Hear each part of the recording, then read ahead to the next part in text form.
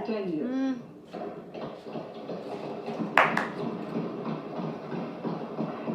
Done. To reduce the pendency of appeals at commissioner level, I propose to deploy about 100 joint commissioners for disposal of small appeals. We shall also be more selective in taking up cases for scrutiny of returns already received this year. Better targeting of tax concessions. For better targeting of tax concessions and exemptions, I propose to cap deduction from capital gains on investment in residential house under Section 54 and Section 54A to 10 crores.